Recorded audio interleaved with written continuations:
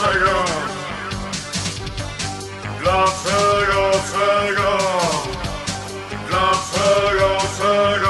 everybody, how's it going? Today is May 4th, 2023. It is May the 4th be with you, Star Wars Day. And how fitting that I had the urge, which is no coincidence, no such thing, to watch Star Wars all week. The movies anyway, not the TV shows, like the cartoons and I've already caught up on Mandalore, and I need to catch up on Andor, but so Saturday, the 29th of April, I wanted to watch Return of the Jedi. But then something told me to watch episode 1 and keep it going all week. So during the last part of the best part of The Phantom Menace, it dawned on me that May 4th is Star Wars Day. And I'm like, oh fuck yeah, that means my favorite radio program, sadly on the 6th of May, is going to have their Star Wars special. I was like, fuck yeah. But that's not why we're here. Why we're here is because when I was watching The Phantom Menace, one of the things that popped out was, be mindful of your thoughts. They deceive you. And that's just a fancy Jedi way of saying overthinking will kill you. Now, I've said it before that Star Wars is full of esotericism. That George Lucas knows more than he lets on. And if you want a full in-depth analysis, I would search it up on YouTube. I'm sure somebody is more qualified than I am. I'm just on that base level. And, you know, when you are spiritually open, you know, you catch these things. And since Jedi are basically magicians, sorcerers, witches, whatever you want to call them, you know, it just kind of makes sense, you know? So if you're spiritually open, a pagan or a witch or a pagan witch or whatever, you know, you're going to catch these things.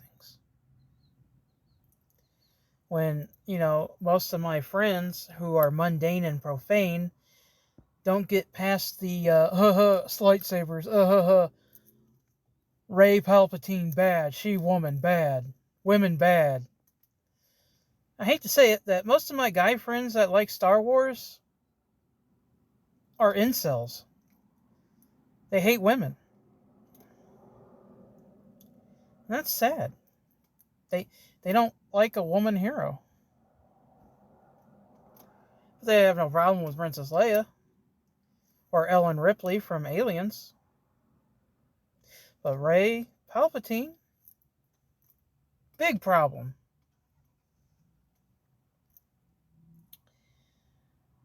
But regardless, there's a lot of lessons you can learn from Star Wars, and this is just a few.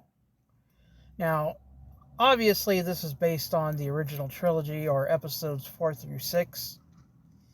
Because, let's face it, the best Star Wars movie ever, hands down, no argument, no discussion about this, is Return of the Jedi. And if you think I'm wrong, well, you have your right to your opinion, which is wrong, because Return of the Jedi is the best. Hands down. I mean, you have a lot of the... I mean, it's scattered all through the movies, except for Han Solo's movie, and there's a little bit in Rogue One, but yeah, you should always trust your instincts and intuition. For example, if you know what's happening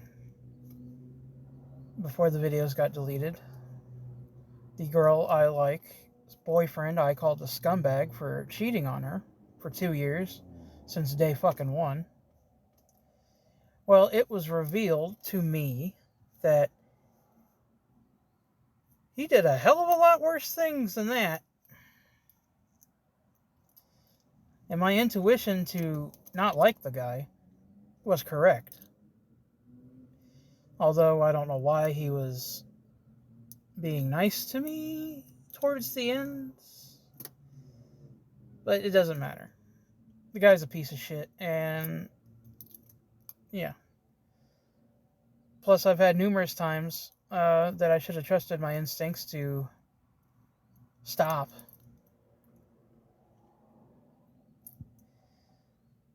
Family is important, and it doesn't have to be blood family.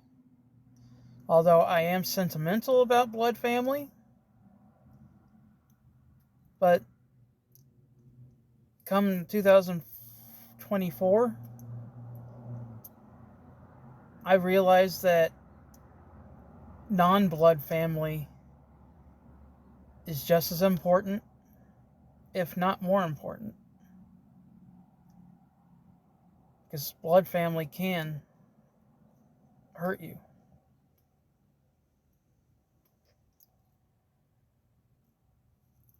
Don't let the impossible hold you back. Basically, the Matrix, don't think you can do it, just do it. Don't think, make moves.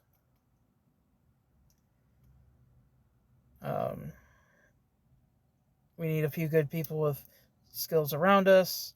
I wouldn't say that's really esoteric, but I would say more on the lines of everybody's good at something. If you're not good at it, be friends with somebody who is.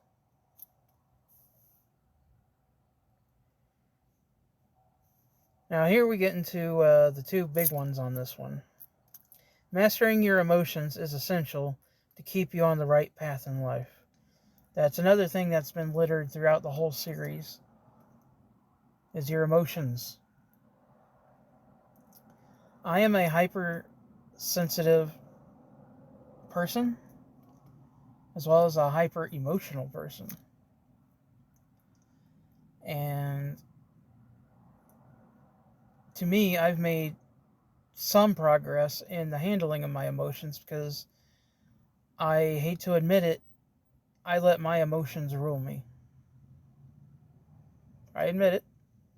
Although I am getting better at trying to control them. Trying not to let people get at me.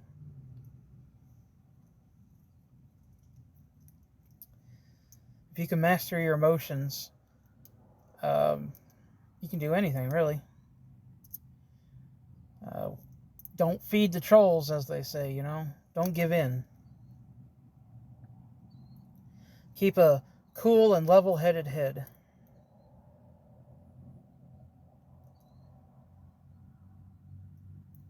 Greatness takes a lot of learning, practice, and willpower. No one's born good. You have to get good. And that applies to magic, big time. Sure, there's natural witches, sure. But even then, a lot of them, need to harness their power. I mean, I come from the school of thought that everybody has the power. You just have to harness it.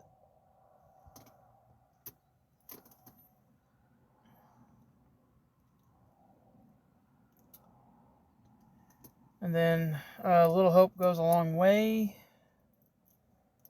I don't believe in hope, honestly. Hope is unhealthy.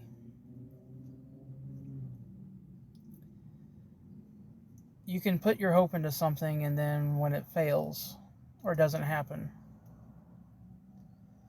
you're left miserable and sad. So go back to your emotion state. So go back to your emotional state that, to control yourself. Anyway, there's much more in-depth analysis on this. Like I said, I'm just not even barely scratching the surface. I'm just saying that Star Wars has a lot of things one can do to apply to their daily life and craft and magic as well. At the time of this recording, it is Wednesday. I'll be watching Rogue One, which has a little bit of Asian philosophy to it with the Force. But really, a lot of it is good when Master Yoda comes in. So, yeah. Thanks for watching. Thanks for listening. If you want to come find me, my links are in the description. And, yeah, I love you all. Cool runnings. Irie Ites.